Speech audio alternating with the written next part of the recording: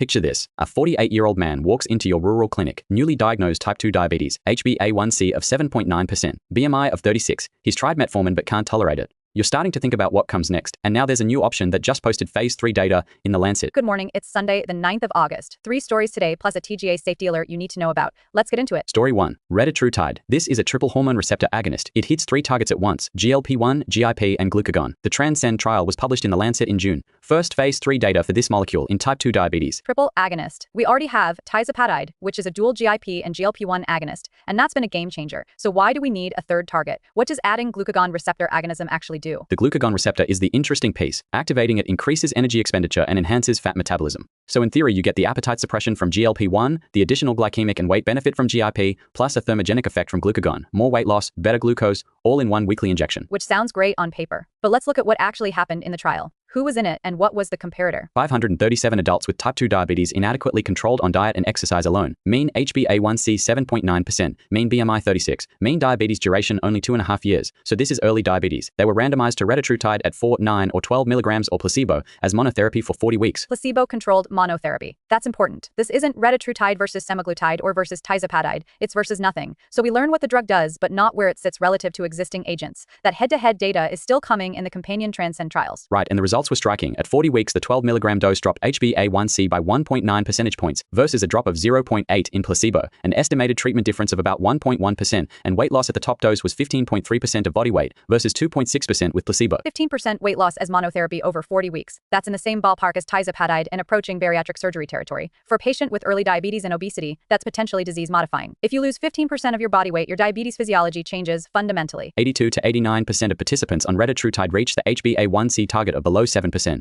and over half hit both the HbA1c target of 6.5 or below and the disease-modifying weight loss threshold of 10% or more, both at once. Safety profile is what we'd expect from this class. Gastrointestinal, nausea, diarrhea, vomiting. About 90% of patients on the top dose had some GI effects, though mostly mild to moderate and subsiding over time. Discontinuation due to adverse events was 2 to 5%. No severe hypoglycemia. That's consistent with GLP-1 agonist class effects. Now here's where you need to be honest with patients. Retatrutide is not approved, not by the TGA, not on the PBS. It's phase 3 complete, but regulatory filing is pending. We're looking at probably 12 to 18 months before it reaches Australian practice if it gets there. And there's a broader context worth mentioning. This trial was in a population that was 69% white, conducted in the US, Mexico, and India. The generalizability to an Australian primary care population is reasonable but not identical. And the 40-week duration tells us about efficacy, but the cardiovascular outcome trial is what will determine whether this drug reduces heart attacks and strokes, not just numbers on a lab report. Bottom line for practice, this is not available yet, but it confirms that the triple agonist approach works, and it tells you where the field is heading. When this lands, it will likely be the most potent single-agent weight loss and glucose-lowering therapy we have. For now, it validates aggressive weight management as a diabetes strategy. Your current tools, semaglutide and tirzepatide, remain excellent, but know that something more powerful is coming. And the message for that 48-year-old patient in your clinic is that the gap between medical therapy and surgery is closing fast. These drugs are approaching the weight loss seen with gastric banding.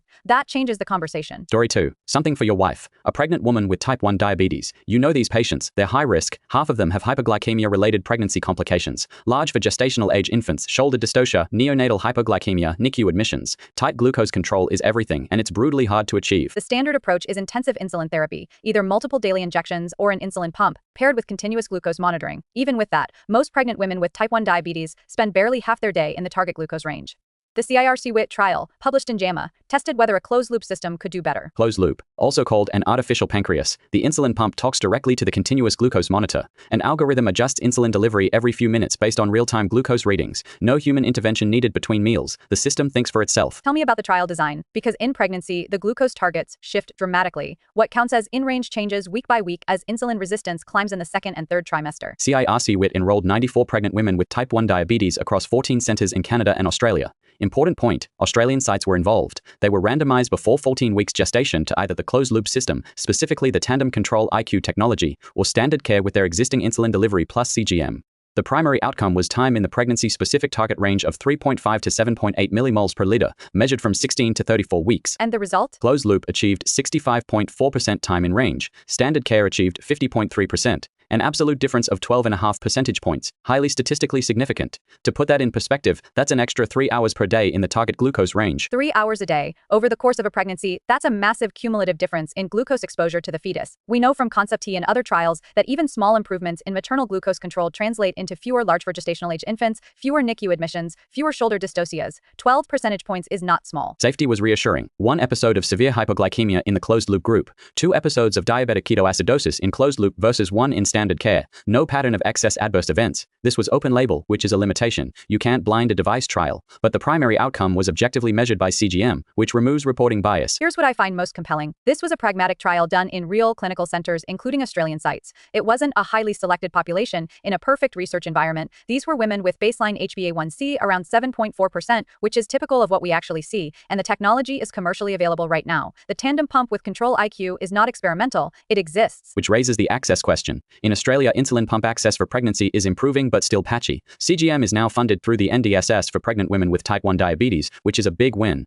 But closed loop specifically requires a compatible pump, and the pathway to getting one set up before conception or early in pregnancy can be slow. This trial argues for prioritizing that pathway. And the broader message for obstetric practice is that technology is becoming the standard of care in type 1 diabetes pregnancy. If your wife is doing O&G training, she will encounter these systems. The question is no longer whether closed loop works in pregnancy. It does. The question is how to get patients onto it early enough to matter. Tell your wife about this one. The CITATIONS trial. JAMA, Canadian and Australian collaboration, 3 extra hours a day in range. That's the headline. Story 3. You're working a rural ED shift. A patient comes in with acute ischemic stroke, NIHSS of 7, moderate severity. You're arranging thrombolysis. The question is what happens after the alteplase goes in? Do you start antiplatelet therapy immediately, or do you wait the traditional 24 hours to rule out hemorrhagic transformation? Current guidelines say wait. The fear is that giving antiplatelets on top of thrombolysis increases the risk of symptomatic intracranial hemorrhage. But that delay means the patient misses the window where the infarct is still evolving and additional platelet inhibition might salvage threatened tissue. The TAPIS trial, published in the Lancet in May, tested this directly. 1,382 patients across 60 hospitals in China all received intravenous thrombolysis for moderate ischemic stroke, NIHSS 4-10. They were randomized within 6 hours of symptom onset to receive oral ticagrelor plus aspirin, or matching placebo, on top of the thrombolysis. So this is early dual antiplatelet therapy layered on top of thrombolysis. Ticagrelor loading dose of 180 mg plus aspirin, 100 mg on day 1, then ticagrelor 90 mg twice daily for days 2 through 7. After that, everyone got open-label aspirin. The primary outcome was excellent functional outcome at 90 days. Modified Rankin scale of 0 or 1. Essentially no disability. And the result, 68.7% of the early DAPT group achieved an excellent outcome, compared to 62% of the placebo group, a risk ratio of 1.11, statistically significant with a p-value of 0.009. Roughly 7 more patients out of every 100 walked out with no residual disability. That's a clinically meaningful difference. But the safety question is the deal breaker if the answer is bad.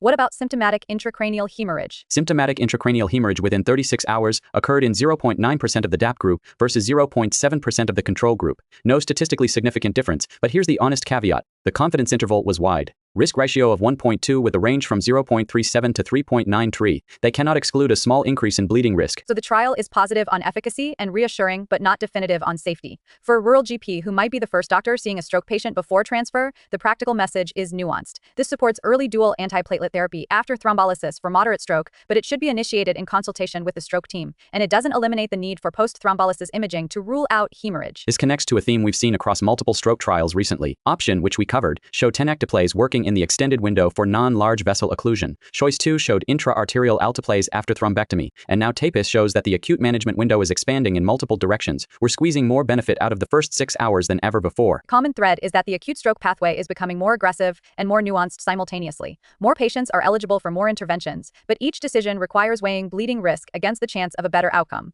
This is exactly the kind of evidence that should inform your local stroke protocol discussions. Quick hits. The TGA announced on August 7th that it is reviewing the benefits and risks of Tavneos, which is avocopan, used for ANCA-associated vasculitis. The review was triggered by concerns about the integrity and reliability of the clinical trial data that supported its approval in Australia. The TGA says to carefully consider the benefits and risks on an individual patient basis. If you have patients on avocopan, this is worth flagging with their rheumatologist or nephrologist. And a PBS reminder. From September 1st, several brand deletions take effect. Amoxil brand amoxicillin capsules are being removed. Cardazyme CD, diltiazem is losing a brand. Actos pioglitazone and polyvisc eye ointment are also going. These are brand deletions, not drug drug delistings. Generics remain available, but check your prescribing software and transition patients to remaining brands to avoid dispensing delays. Recap. Story 1. Retatrutide, a triple hormone agonist, showed 15% weight loss and over 1.1% HbA1c reduction in early type 2 diabetes. Not yet available, but it confirms the direction of travel. Story 2. CIRCU-IT showed closed-loop insulin in type 1 diabetes pregnancy, gives 3 extra hours per day in target range. Australian sites involved. Technology exists now.